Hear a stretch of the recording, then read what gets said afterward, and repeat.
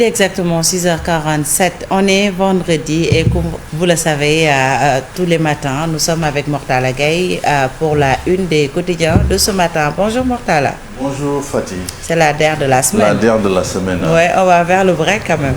Ah, ouais. On est toujours d'attaque?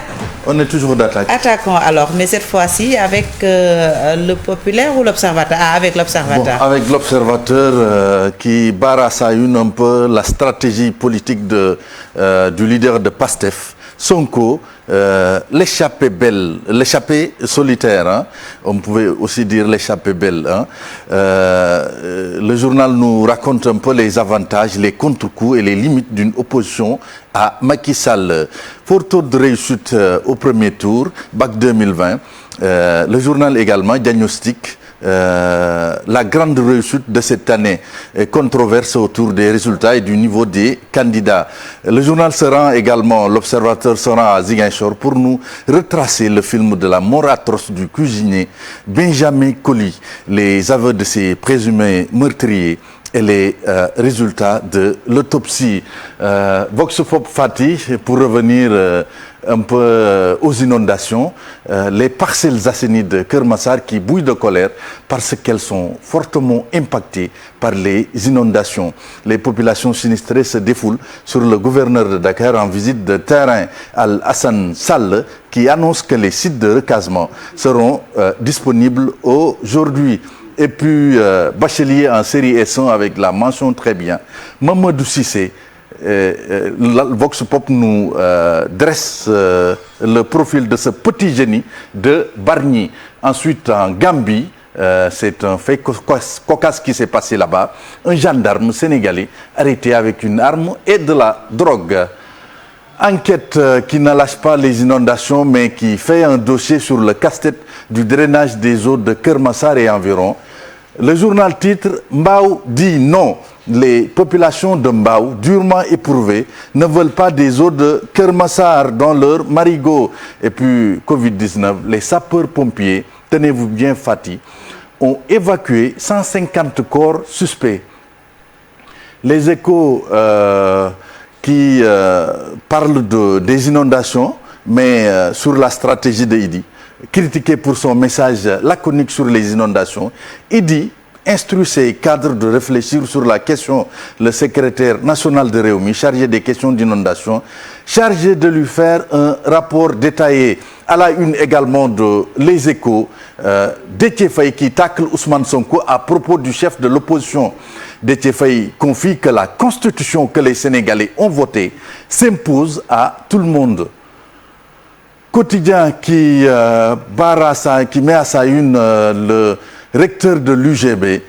Le journal nous dit que le recteur se prononce sur la reprise ratée et l'assimile à un cours du professeur Thiaré. Pour le professeur Thiaré, il faut revenir sur les décisions de l'Assemblée de l'université. C'est ne pas comprendre son mode de fonctionnement. L'année universitaire également, dit le professeur Thiaré, n'est pas extensible à souhait.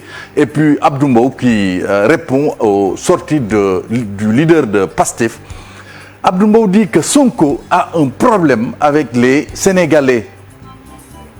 Libération qui s'intéresse à la cour de répression et de l'enrichissement illicite.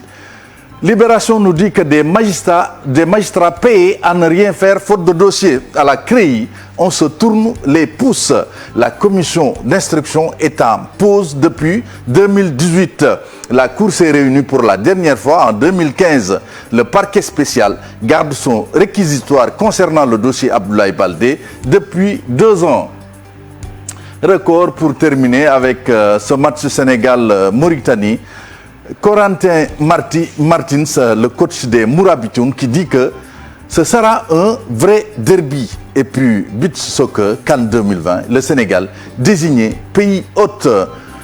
Voilà, Fatih, aujourd'hui, on est amputé de plusieurs journaux qui ne sont pas venus compléter la liste. C'est dommage. Bon, c'est dommage, mais bon, on va se contenter pour entendre. De ce que l'on a.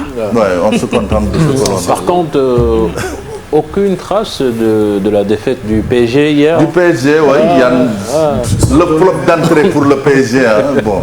C'est un mais non-événement. Comment ça, un non-événement? C'est les conséquences du Covid, quoi. Non, mais attendez, les gars. Ça ne fait que donner du tonus au championnat. Il y a eu dans le groupe, ou bien le 11 de départ, au moins 3 ou 4 joueurs qui ont coûté plus de 35 millions d'euros. Non. Il y a eu Kerrer, il y a eu Diallo, il y a eu Sarabia, il y a eu plein de joueurs là-bas. Ouais. Non, mais quand même. En tout cas, ça relance la course. Si on arrêtait le championnat aujourd'hui pour cause de Covid, le PSG allait jouer en deuxième division. Claire. Et un coucou à Lamine Samba et à Mamadou Ndiaye. On peut passer maintenant au proverbe africain du jour. Proverbe africain du jour. Aussi longtemps que les lions n'auront pas leur historien, les récits de chasse tourneront toujours à la gloire du chasseur. Ouais. Ça, quand même, je pense que on l'a appris en classe, ce proverbe-là. Est-ce que c'était pas dans Sundiata Keita même? Je pense. Bala Faseke. Ça vient de là-bas. Oui, Ibou? Oui, bon, je te laisse le soin de l'expliquer. Ibou, je te laisse le soin de l'expliquer. Bon, peut-être rendre à César ce qui lui appartient. Ouais, et c'est surtout ceux qui écrivent leur propre histoire et ils s'attribuent les victoires, les belles pages, la gloire. Voilà. Donc quand on écrit un livre sur soi, naturellement, on s'approprie les plus belles pages, les chapitres les plus importants. En tout cas, le lion ne peut pas compter sa partie.